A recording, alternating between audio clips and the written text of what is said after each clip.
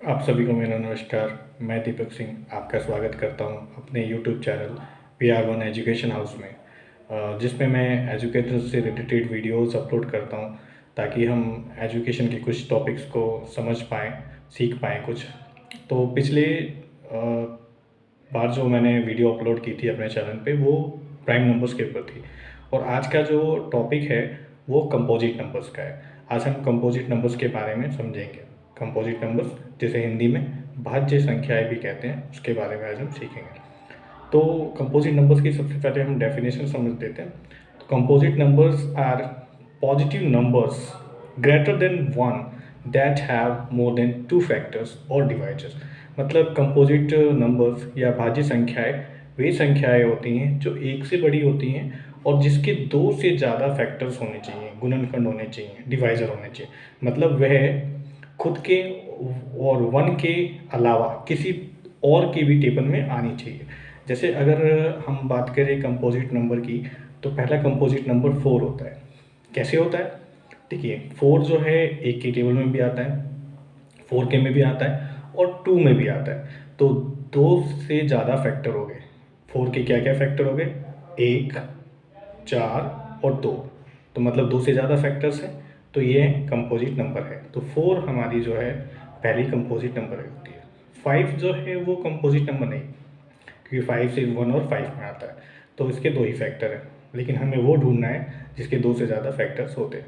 6 की तरह अगर हम ध्यान दें तो 6 कंपोजिट नंबर है, क्योंकि 6 1 के टेबल में, 6 के टेबल में, 2 के टेबल में और 3 के टेबल में, मतलब 4 फैक्टर्स हैं इसके।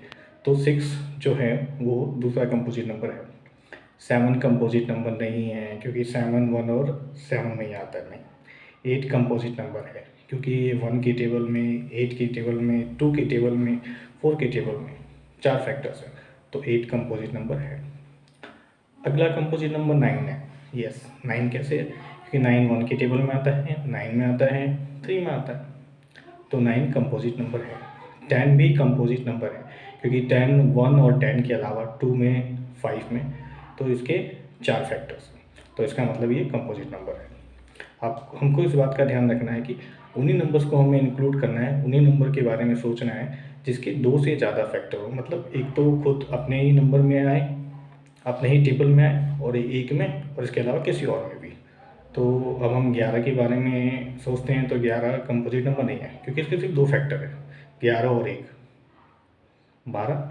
हाँ, 12 कंपोजिट नंबर है, क्योंकि 1 और 12 के अलावा 2 के टेबल में आता है, 3 में आता है, 4 में, 6 में, तो इसके पाँच पाँच फैक्टर रहते हैं, है ना। तो 12 जो है कंपोजिट नंबर है। 12 के बाद 13 कंपोजिट नंबर नहीं है, क्योंकि 13 1 और 13 में आता है। 14 कंपोजिट नंबर है, क्योंकि 1 और 14 के अलावा 2 के टेबल में भी आता है, 7 के भी टेबल में आता है, तो 14 कंपोजिट नंबर है। 15 भी कंपोजिट नंबर है, क्योंकि 1 और 15 के अलावा 3 के टेबल में आता है, 5 के टेबल में आता है, तो 15 भी कंपोजिट नंबर है। 16 भी कंपोजिट नंबर है, क्योंकि 1 और 16 के अलावा 2 के टेबल में आता है, 4 के टेबल में आता है, 8 के टेबल में आता है, तो इसके भी 5 फैक्टर्स हैं। 17 कंपोजिट नंबर नहीं है, 17 1 और 17 में आता है। 18 कंपोजिट नंबर है, क्योंकि 1 और 18 के अलावा ये 2 के टेबल में आता है, और 3 के भी टेबल में आता है, 6 के भी टेबल में आता है, तो 18 जो है 9 के भी टेबल में आता है, तो ये कंपोजिट नंबर है। 19 कोई कंपोजिट नंबर नहीं है, क्योंकि ये 1 और 19 में ही आता है, दो ही फैक्टर है, तो कंपोजिट नंबर नहीं। 20 कंपोजिट नंबर है, क्योंकि 1 और 20 के अलावा 2 में आता है, 4 में आता है, 5 में आता है, 10 में आता है, तो 20 जो है कंपोजिट नंबर है। तो कंपोजिट नंबर या भाज्य संख्याएं वे संख्याएं होती हैं जिसके दो से ज़्यादा फैक्टर्स होते हैं या दो से ज़्यादा डिवाइजर्स होते हैं। मतलब जो एक के टेबल और खुद के टेबल के अलावा किसी और के भी टेबल में आए, तो उसे हम कंपोजिट नंबर या भाज्य संख्याएं कहते हैं। अब हम रिकैप करते हैं कि 1 से लेकर 20 तक की कंपोजिट नंबर्स कौन कौन से हैं। थोड़ा सा थक गया हूँ, कोई बात नहीं। तो जो पहला कंपोजिट नंबर है वो है 4, फिर 6, फिर 8, 9, 10, 12, 14, 15, 16, 18 और 20। मतलब पहली जो कंपोजिट नंबर या भाज्य संख्या है वो 4 है, फिर 6 है, फिर 8 है, फिर 9 है, फिर 10 है, फिर 12 है, फिर 14 है, 15 है, 16 है, 18 है और 20 है।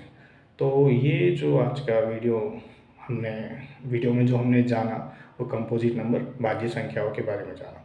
आशा करता हूँ आपको ये वीडियो अच्छी लगी होगी, और अच्छी लगी है तो शेयर कर दें। शेयर करने से वीडियो और लोगों तक पहुँचेगी और लोग भी इसको समझ पाएंगे, सीख पाएंगे, बेनिफिट होगा उनके लिए, कुछ अच्छा हो जाएगा। तो अगर लगे कि वीडियो शेयर करनी चाहिए तो शेयर कर दीजिए। थैंक यू, धन्यवाद।